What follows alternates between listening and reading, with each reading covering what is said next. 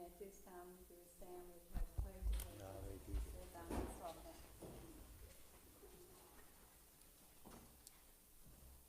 I pledge allegiance to the flag of the United States of America and to the republic for which it stands, one nation, under God, indivisible, with liberty and justice for all. Introduction of members, we have Mr. Larkin Rippett, Angie Robinette, I'm Georgia West, the president, and the superintendent and secretary, Ms. Inga Barker, Dr. Barker, Ed Evans, and Margaret Rivers. And at this time, we'll entertain a motion to approve the minutes from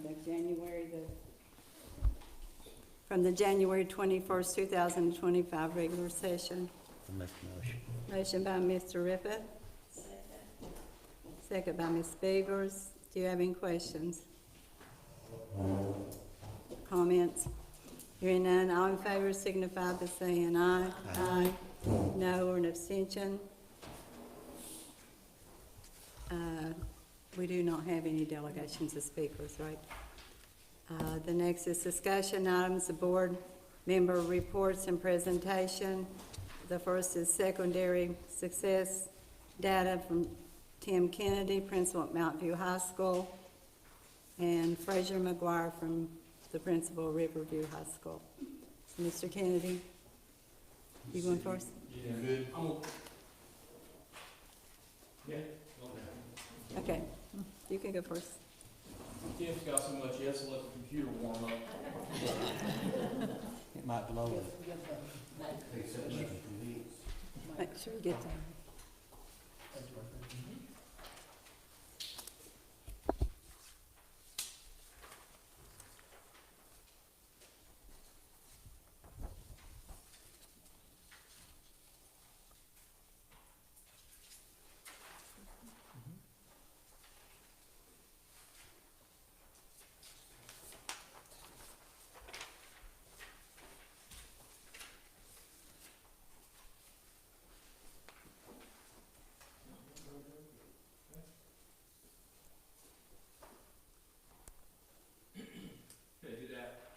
Good afternoon. Wanted to present some snapshot of data for you for Riverview High School. It's front and back. These are key points of information I thought. Let's try this again.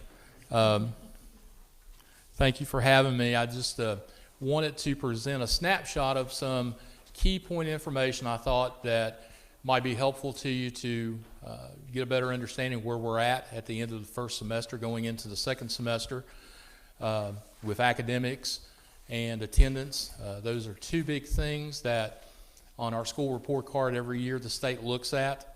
So some things that I just wanted to share with you.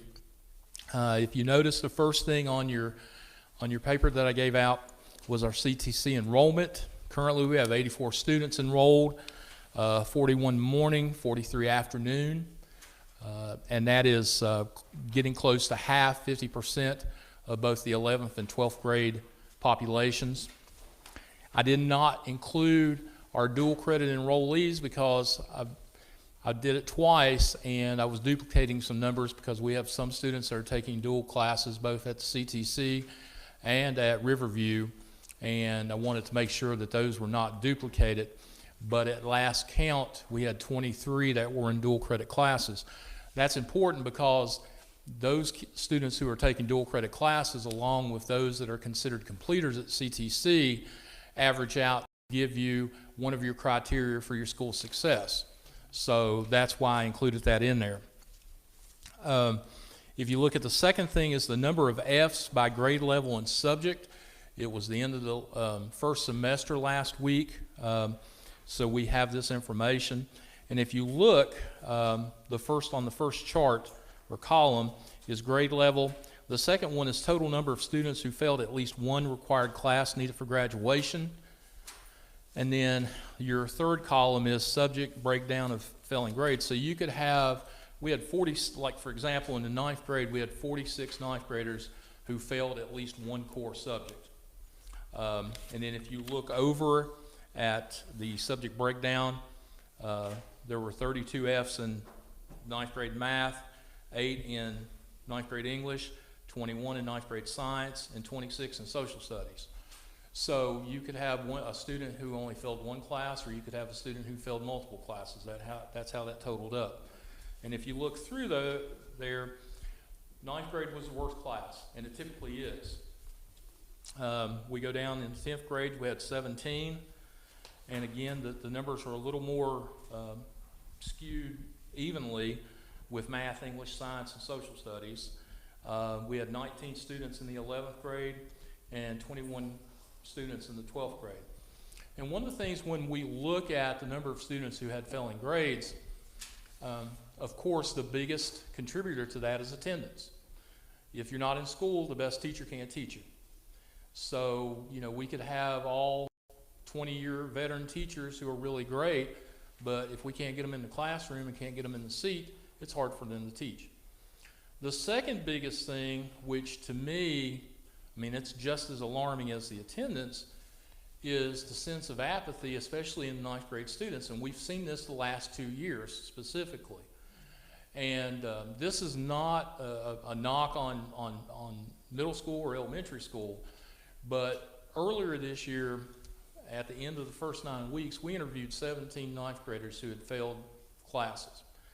And almost every one of them gave us the same story, is that they really weren't concerned because all through elementary and middle school, they'd been promoted, regardless if they failed every class. So there's this belief out there with them is that high school's the same way. If you don't pass the class or if you don't come to school, you can still graduate. You can still earn your credits.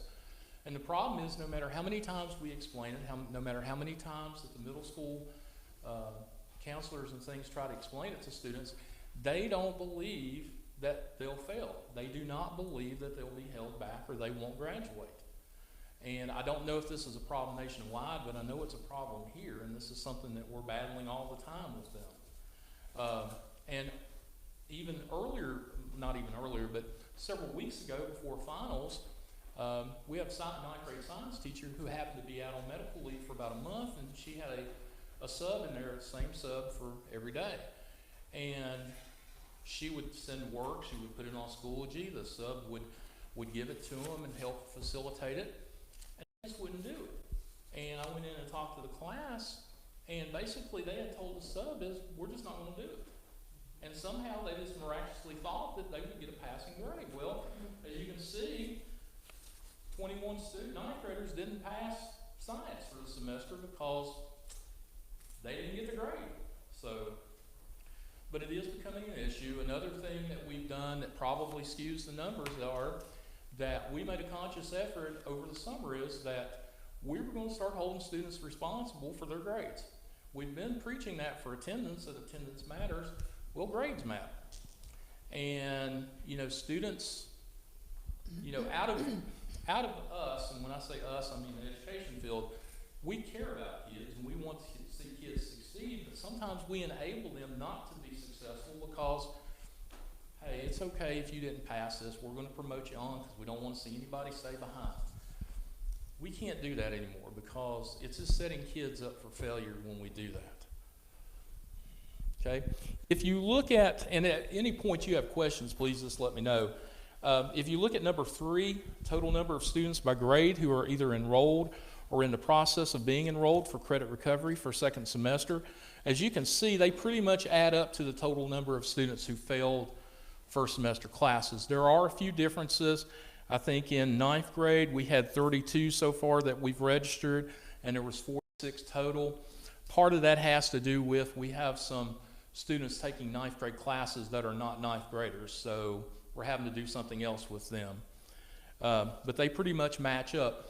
One of the unpleasant surprises that our students got who were registered for first semester credit recovery, the state changed the platform this year. In the past, if a student didn't finish it before the time limit, the counselor could go in and request that the time be extended. Well, with this, you can't. The state gives you a certain amount of time. If you don't have it completed, you are kicked out for, I think it's for at least another semester. So that means that if we had students the first semester who did not finish their work, they will either have to take that class again, second semester somehow, or they will have to go to summer school and take it. And they're not too happy about that. If you look at number 4, total number of students, 12th grade students who are at risk of not graduating. And if you flip back on the back, or students that are at risk of not graduating or being promoted to the next grade. For 9th grade, we have 3, and those are students that technically are considered 9th graders, but they are not 9th grade students. They are like 10th or 11th grade students, or should be. For 10th grade, there were 7. For 11th grade, there were 5. And for our senior class, there are 7. We have probably, I think it's 4 fifth-year seniors who have come back for their 5th year that just are not going to graduate. And the biggest problem is they're just not coming to school and just not doing their work. And, you know, we've given them options last year about Options Pathway, Mountaineer Challenge Academy, but they did not want to participate in those, so they came back. So they're going to age out at the end of their 5th year because there's no other option for us except for them to go to the adult GED program. Number 5, number of students enrolled in PSAT, SAT support classes. We started that this year. We started with math, and we were transitioning to also English language arts the second semester. But if you look, in our 9th grade, we had 27 students who were receiving support during our academic enrichment period. We have 29 10th graders, and we have 25 11th graders. And the way we selected those students are what we used to call bubble kids, but are within 100 points of meeting the benchmark for the SAT. So that's kind of a large swath. We know all of them may not make it, but we wanted to give them every opportunity to improve their scores. And if you look at the next one, number 6, it says number of students with practice SAT scores that have improved from their PSAT scores. So one of the things that we did, we gave the PSAT last year to 9th and 10th graders. We looked at Mr. Alley, our 11th grade math teacher, has given several practice SAT tests this year for 11th graders, and he's compared that to the PSAT scores from last year. And what we got is that we had 6 students who had improved between 50 and 99 points from their PSAT math scores, which, if you look at that, that's a increase between 1 and 2 grade levels. Then we had 3 that increased more than 100 points in their math scores, which indicates that it could be anywhere from 2 to 3 grade level improvement in math. And it's not, when you look at the total overall numbers, it may not be huge, but for us, it's a big percentage, considering that last year we only had 2 students who met mastery in math on the SAT. So you've already doubled that with their growth right there. So we just hope that that continues and that we can pull a few more along with them. When you look at attendance, which is the last one, our chronic absentee rate for 2024-25, which is another big area that the state looks at on our report card. At the beginning of the year, which was what we had last year, it was 46.3%. When we looked at it at the end of the first 9 weeks, it had dropped down to 45.2%. And at the end of the second 9 weeks, it dropped down to 44.4%.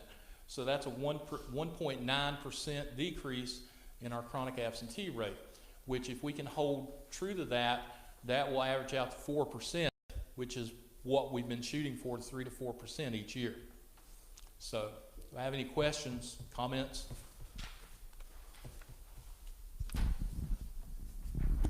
I think you answered my question. I wanted to know how our seniors there were going to make up that failing grade. You said that they'd be put into credit recovery. Is that done at school? Or It is. It's done at school. They can also work on it at home as well. The biggest issue with credit recovery is when they have to have math, and a lot of them struggle when they have an in-person math teacher. When they do it online, they struggle even more. It's catch-22. Dr. Barker and I have been discussing a few strategies that we might be able to add some supports into them, for them, to be able to be successful in online credit recovery for math.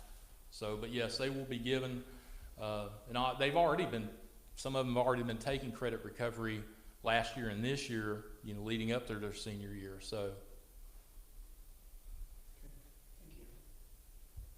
Talk a little bit about your strategies that you have listed.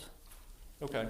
Well, we'll start with attendance. One of the things that we've been doing for the last couple of years, we have a CIS person, and 31 students out of her caseload are assigned to her due to attendance issues.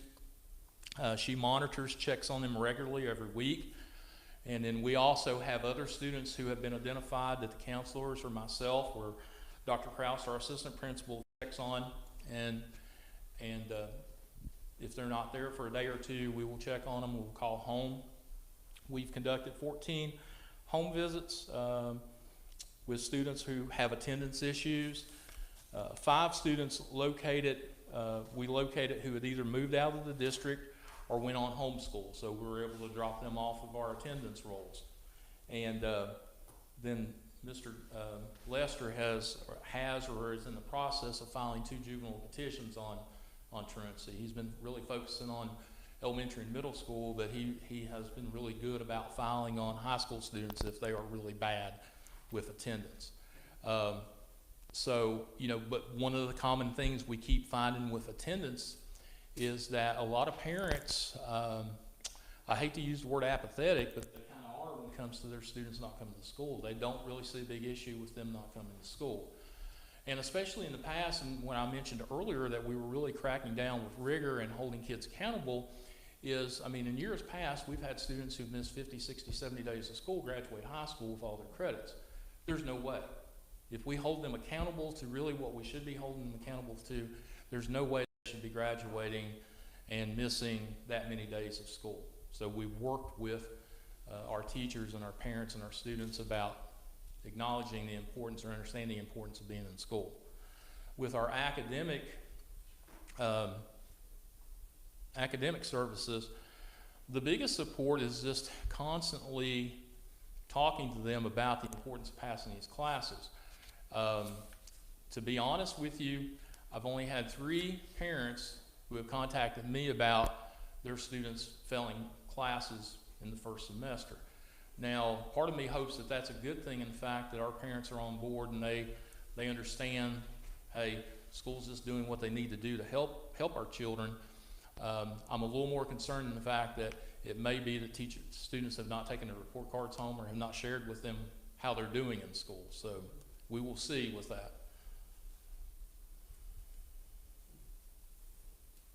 Questions? Thank you, Mr. McGuire.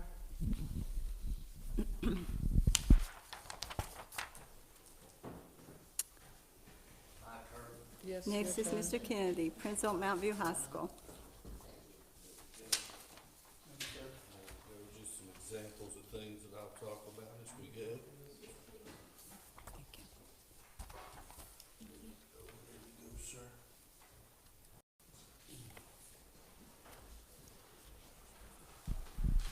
Thank you, buddy. Appreciate you.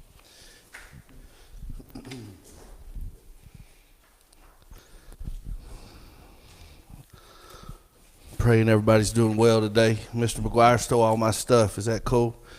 So I'm going to give you some visuals, but a lot of the things that I'm going to talk about are the very things that he talked about. I was blessed last week to be able to go to Riverview and see Mr. McGuire and his teachers in action through the learning walks that we're doing with the principals. And I had to tell you that I saw a clean school, an amazing school, walked around, and his teachers were teaching, his kids were in class, and they were doing awesome and amazing things at Riverview. So very, very thankful for that opportunity to be able to do that.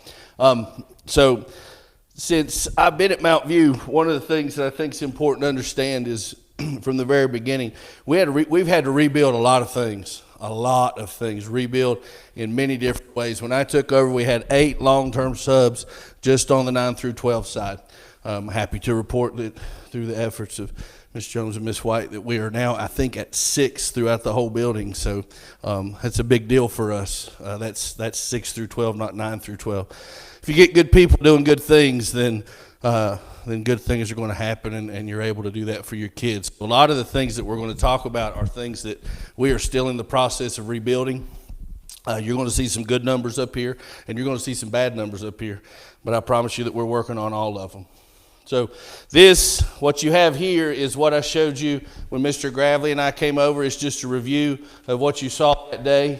This is Mount View, obviously right here. The red's not good. The blue's nice. Okay? I just wanted you to see that. That's not fun for a principal to look at, but facts are facts, data is data. These are things we have to fix at Mount View, and that's what we're in the process of doing, okay? So Mr. McGuire talked about attendance. Here is our attendance and where we're going and what direction we're going in, and we are going in the right direction. Last year we were 52.27% chronic throughout our building, and this is 6 through 12, by the way, not 9 through 12. As of today, we are 39.81%, which means we've shaved off 12.46 at this point, okay? Daily attendance was 84.5 last year. It is 88.39, which is plus 389, so we're going in the right direction with that as well. I'll tell you, high school kids did not come to school when the cold hit. I don't know. They decided they were going to stay in bed and they weren't driving or whatever, but that really did hit home for us as far as that's concerned. So we are not satisfied by any stretch. These have to be blue. Plain and simple, they have to be blue, and that's what we're striving for. We don't want mediocrity. We don't want to be below average. We want to be the best. So are we moving in the right direction? Absolutely. What are we doing about attendance? We found that when we put our absences in Schoology, there were a lot of mix-ups and mess-ups. So what we did is I had our secretary, Ms. Sanoski, go through and train every teacher on how to put attendance straight into Weavis so we didn't have mismatches. And that's just one of the simple things that we did. Ms. Sanoski, Ms. Walker, and myself meet every day to check on attendance to figure out where we're at, what we're doing. Which led to these truancy letters, which you see is the very first thing you have. Okay, I think it was 132 of these went out first semester. We are getting ready next week to send out our second load. You'd like to think if 130 go home, you get 130 phone calls. We got about 40, and some were upset, some were questioning. And the fact is, when you send stuff like this home, as a principal, I want to hear from them. If I don't hear from them, I'm upset. If they're mad at me, that's fine. We can deal with those things. But so anytime they hit 5 absences or 5 tardies, and tardies for us, I'm talking about the kids that show up out here at our bell rings at 7:20, and they show up at 7:15, and they sit out there and talk till 7:23 and run into school real fast trying to make it there, okay? Those are the ones we have to deal with when it comes to those. Our truancy letters, obviously, if you go back to these numbers, are doing something. You know, at least we're drawing attention to it. It's something that they get to hear. It's something that we make sure they understand that this is something that's important. Not just being there on a daily basis, but be there when you're supposed to. We have an attendance team made up of all 4 admin, our 2 counselors, and our CIS workers, and sometimes, and I'll have to give her a little shout out, Miss Crabe with JAG is amazing for us. She grabs a hold of some of those kids that need some help as far as military and things like that, so she comes in. We meet, every 3rd Monday of each month. What do we go over? Incentives, different things. Are the attendance letters working? How do we amp it up? Things of that nature. Where are our weak spots, and how do we hit them? Anytime you make changes, we had a big school with about 187 doors that lead to the outside. That's an exaggeration, but not too far. And kids like finding places. So we have to fill those holes, right? We have to figure out where as soon as we fill one, they're going to try to find another one, little rabbit hole to go down. And we work to make sure that we take care of those things. This is our graduation rate as far as, this is as of today. Ms. Walker and I did this today. Graduation rate for 23-24. This is back to what you saw earlier, 79.79. We have dropped to 68. Like I said, it's not all pretty. I'm not going to make it all look pretty for you. It's the facts, okay? Which is negative 11.79. Our graduation rate for 5 years is plus 508. Now, here's the good thing, right? I took over at Mount View 2 years ago. This is my, well, 2.5 years ago. This is my second full year. So the sophomores are what we look at right here. This line are the sophomores. 23-24, 69.67%. We're on track this year. As of today, 91% of our sophomores are on track to graduate. Let me say that again.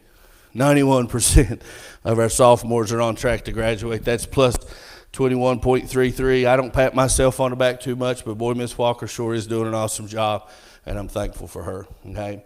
Post-secondary has dropped a little bit, but we were way up there. 72.62 is a big deal, and we did drop 10.42. We have, I'm going to do my math, 37 juniors that go to CTC every day, and no, I lied, 37 seniors that go to CTC every day, and 58 juniors for 95. We have a lot. We have a lot of juniors that leave that he gets to check off every morning, and we're very proud of that. We're very proud of what they're doing there. We have 15 students that are that take dual credit classes, so we are still moving in the right direction with that, and we hope through everything that's coming through West Virginia State that that's going to go even higher and work toward it even more, okay? I did not put, if you look at the next page, you'll see what are we doing before report cards. We have set up a phone call room for our teachers. It has a phone log in it, and it also has every student's name and their parent's number in there. And I will not, listen, I'll fight for my teachers every day of the week, twice on Sunday. But if they don't do what they're supposed to, then we're going to have a tough conversation. And if they're going to fail kids, I'm cool. Listen, if they don't do the work, they don't do what they're supposed to, then put that F on there, and I got your back, and we'll do it 1,000 times over. But if you don't call mommy, or you don't call daddy, and you don't call mama and papa and let them know where their kid is, you're not failing them. That's not fair. So I make sure they understand. You don't call, you don't fail. So we have that phone call log in there. It just kind of pushes the teachers into making that determination. I was really dumbfounded to find out that we didn't send midterms home at Mount View when I got there. So this year, it's not an option. We send home midterms. Kids have to sign them, or the parents have to sign them and bring them back. That just started this year as well. DF letters, that's what this is. So the teachers, anytime they're ready to give a D or an F, so we're trying to fill in all these blanks. So they're making a phone call. We're sending the midterm home to give the kid the opportunity, and we're putting something in the mail. So we're kind of hitting all those things to where, you know, a lot of times kids don't check the mail. You know, they can keep mommy and daddy from seeing the midterm. They can stop a phone call from coming, but very few kids nowadays actually check snail mail. They don't do that. So we put these in the mail. You'd be surprised. We sent out, I think, around 73 or 74 of these. And I would like to tell you I got 73 or 74 phone calls. I think I got about 12 or 13. And that is what it is, right? But does that mean we're going to stop? Absolutely not, because we're trying to push things in the right direction. We also I learned that our SAP process was not like it needed to be. So we streamlined our SAP process and tried to take excuses away, to be honest. And we streamlined the SAP process. The initial form that they fill out now is online.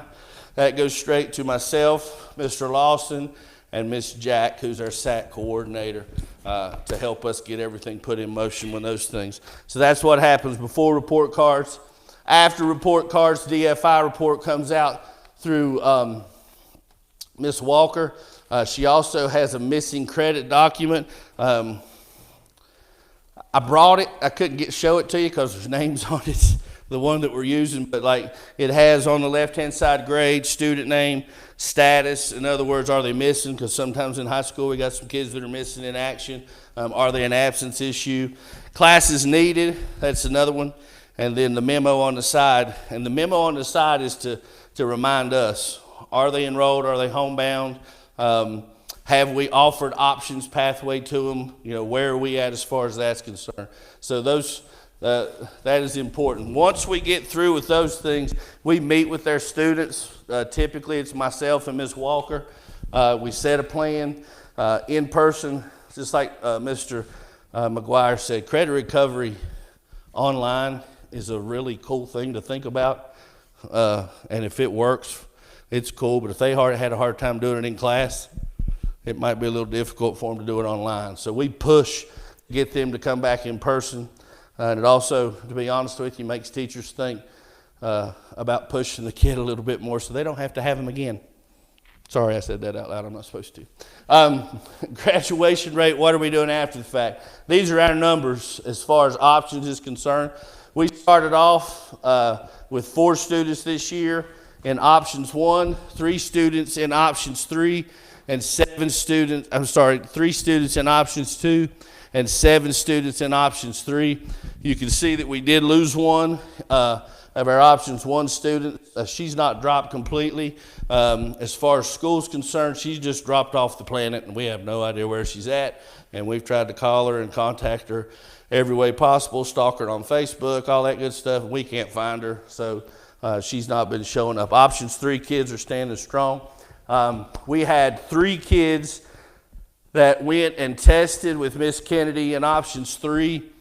We push it, and 3 of those kids, 1 was pretty far off, 1 was really close, and the other one just said, this is not for me. But we still have 4 kids that are working with her to take care of that. We have a student at Mountaineer Challenge Academy right now, just got an email late last week that he finished up his first step in the process. He's doing awesome. We've had 2 students since I've been the principal that have graduated from Mountaineer Challenge Academy, and Miss Seipolt, I can never remember how to say her name, but she is coming on February 26th to meet with 6 of our students. So that is something that we push. One of those is living at my house right now, and I'm trying my best to get him to go. I told him he could either be 17 and graduate in December, or 19 and graduate May of 27. I told him to kind of think about it. He's just kind of one of those. So this is where we're at as far as after the fact is concerned, and I always like throwing something like this in there. Folks, we're by no means where we need to be at Mount View. Fact is, we are way off from where I want to be, but boy, we sure are a whole lot closer than we were. And I thank you. You know, we had an amazing meeting today with a consultant from McGraw-Hill that went wonderful. And I always think back to Nelson Mandela, because when I took over this school, everybody says it's impossible, it's impossible, it's impossible. And I'm here to tell you that I stand firm on the fact that it always seems impossible until it's done, and we're going to do it at Mount View High School. Any questions? Any questions? I don't think so.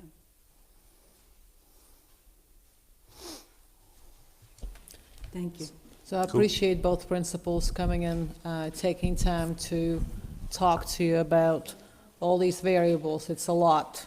They have to juggle credits, making sure they graduate, working with CTC, and it's not an easy task, but I appreciate them working together. And a lot of things that they do, again, what Mr. Kennedy told you, Mr. McGuire does it too, and what Mr. McGuire told you about, Mr. Kennedy does it too. You both work well together, and I really appreciate that. I will too. We are taking the PSAT. I will gladly, we have your emails when we get finished. I'll gladly send you an email, let you know how we grow and things of that nature. Can I present? I'll just write it down. Okay. The next item on the agenda is the personnel agenda. Got lots of pages that you went through. Do any of you have any questions from Ms. White or Dr. Barker to answer any of them? If you have any questions, I think most of it's filled up with the transfer for the Coalfield Elementary.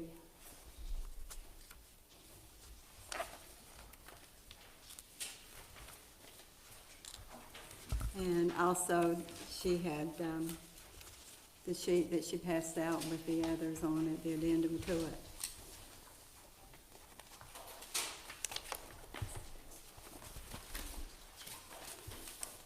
Okay, do we have a motion to approve the personnel agenda?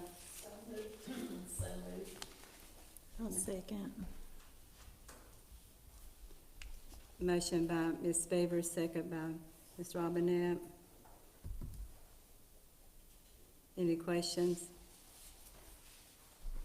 Hearing none, all in favor signify by saying aye. Aye. No or abstention. The next item is the volunteer agenda. We have none. There's no volunteer agenda.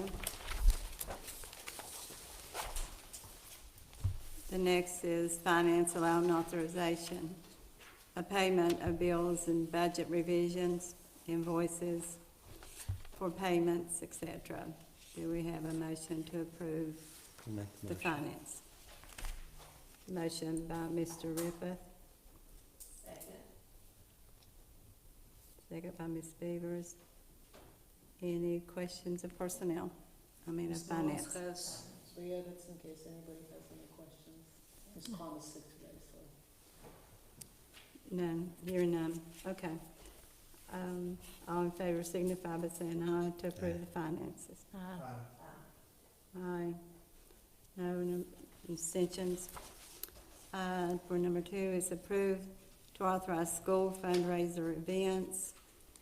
I make a motion that we take all of them together and to approve the fundraisers.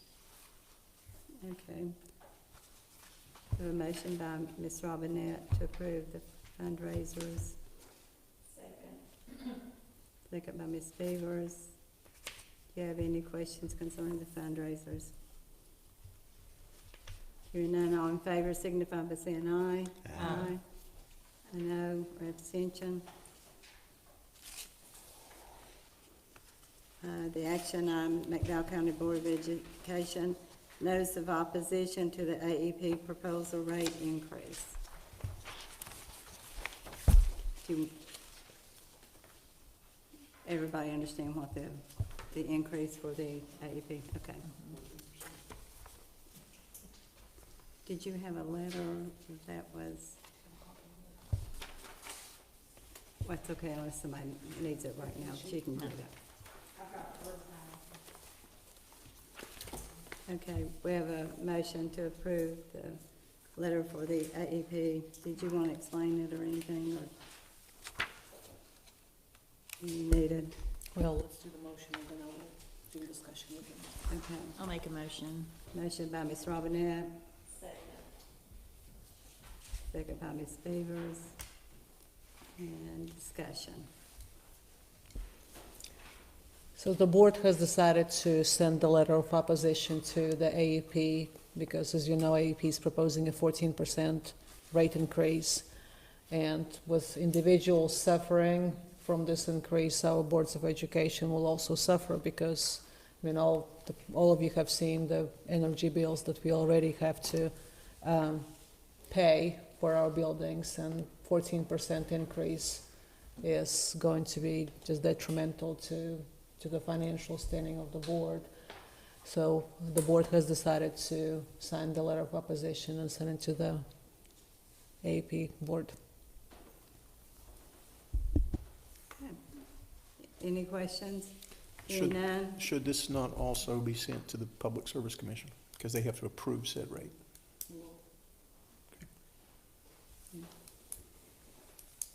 All in favor signify by saying aye. Aye. No or abstention.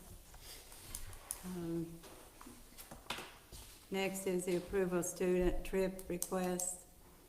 We have 2, 3, 4, 5, 6, 7, Make a motion to take all of them together and approve them. 8, 9, 10, and 11. No, it's 7. Oh, 2 to okay. 7. The 7 of them. Mm-hmm. 2 through 7. Okay, we have a motion to approve the 1 through 7. Second. You do a motion? I did. Okay. All in favor signify by saying aye. No, or abstention.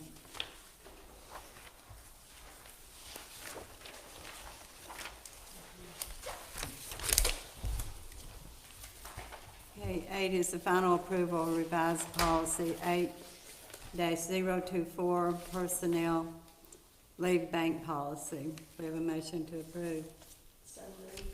Second. Motion by Ms. Beaver, second by Mr. Evans. Any discussion? We had no comments. No comments. Okay. All in favor signify by saying aye. Aye. No or abstentions. Number 9 is final approval revised policy 8-025, personal leave donation policy. Do we have a motion to approve? Make a motion.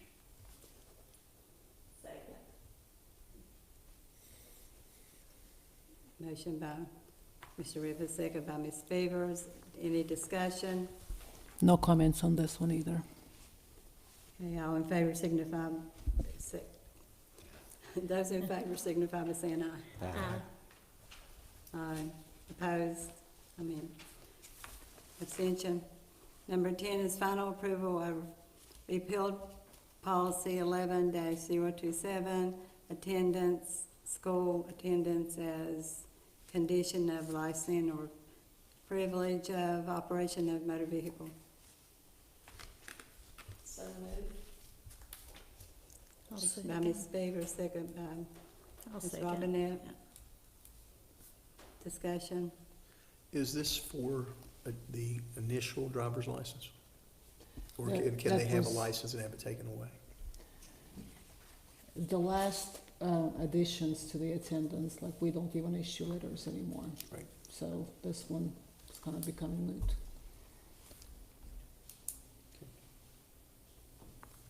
Okay. Any other discussion? And we had no comments on this one.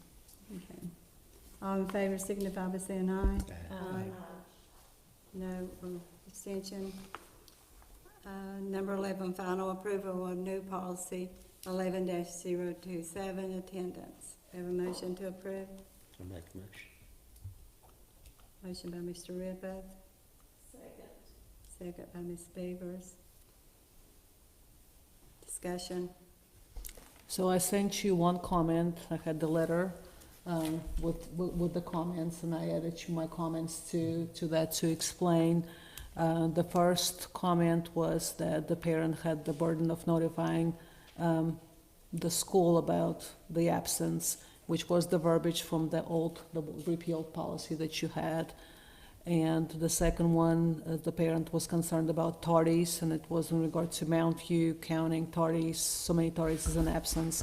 And when we checked, they're not. You don't have certain amount of tardies accumulating as an absence. So that was not a correct assumption.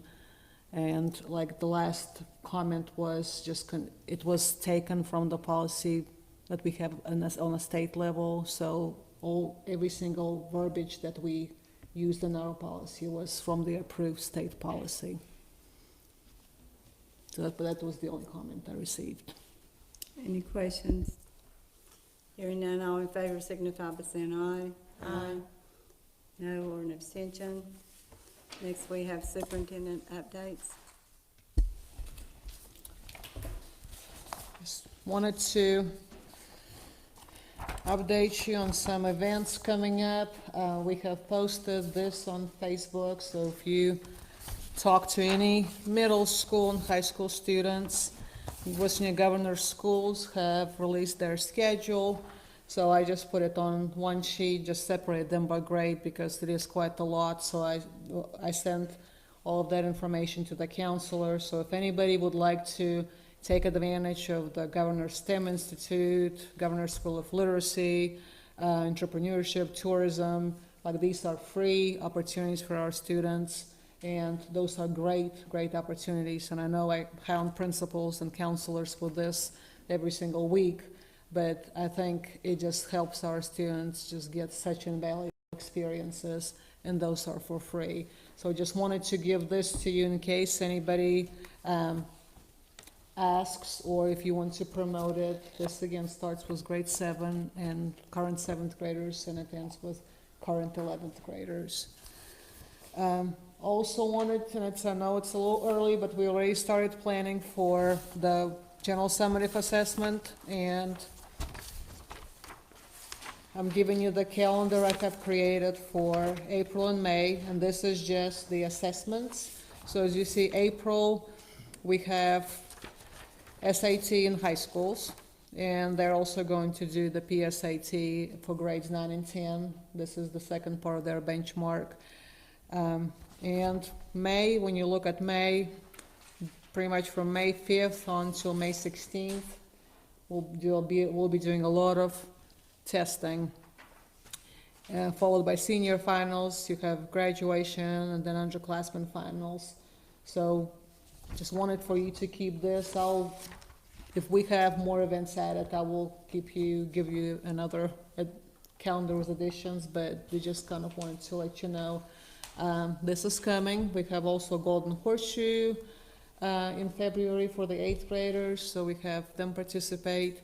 And of course, we have social studies and science fairs. So I just wanted to let you know we had 4 projects from our county going to the state. We have 5 students, so they got the first place, so they're going to the state. So we had Eruption Majesty, Ronan Johnson, going to the state, and we had a group project on medical sciences, Stop, Drop, and Roll, the 5-second rule, with Sophia Garlick and Ava Roberts. My drones little lift-off story by Desmond Myers, and engineering is going, and then Julie McGuire is going with her project on diaper dynamics. That will be interesting to see, but we have 5 students going to the state, and we had several more place 2nd and 3rd. So in May we'll have one board meeting where we'll recognize all those students and make sure they can enjoy meeting with you. And the next 2 meetings you will see calendar comments. So Ms. Payton is starting to work on the school calendar for the upcoming year. Probably next time we'll ask her to give you a little bit more of information of how the calendar is being built, because we have people asking questions, because with the snow days we had, and it was like the first time in forever that we had to really tap into the OS days. So people are asking questions as to why we use certain days first and why we have certain days in the back. And there is a reason for everything. Like the calendar is a very, very structured process. You cannot have certain days before, like graduations, you cannot have them until the seniors have 175 days of instruction. You cannot have them early. You can have them later, but you cannot have that earlier. You cannot put probably four OSC days until after 130 days of instruction. So there are like different rules that Ms. Payton has to follow when she works the calendar committee. So I will ask her at the next board meeting just to kind of give you an overview of what is in the legislature. We don't make up calendar just because we want to. We follow the rules and those, so if anybody has questions, they need to talk to their legislators about, any proposed changes. But we'll be having those 2 next board meetings, and there'll be a vote, and we always afford the opportunity for the staff to vote for the calendars. And of course, you'll be given that information early on. So hopefully this week we'll have the first full week with no weather-related dismissals or delays. And I know that it was a disruption to the educational process, but sometimes you just have to make sure that safety comes first, it will always come first, and we have to make some of these changes, so hopefully we'll keep school all 5 days this week. Yeah, thank you, that's all I have. Okay, the announcement of future meetings, February 17th. Excuse me, Madam President. We had a teacher appear last week and ask us to look into the coaching salaries. I had spoken with the superintendent and asked her if she had done anything on that, and if it was all possible, she could look into it. So what I'll do, I'll look into it and I'll present your options at one of the board meetings as a presentation. Thank you, Madam President. Announcement of the next meeting is February the 17th, 2025. Regular meeting here at the board. At this time, it is 51. 5:51. I'll look over, what does it say? 5:51 p.m. Have a motion to adjourn. I'll second. Motion by Ms. Beaver, second by Ms. Robinette. All in favor signify by saying aye. Aye. No, and abstention.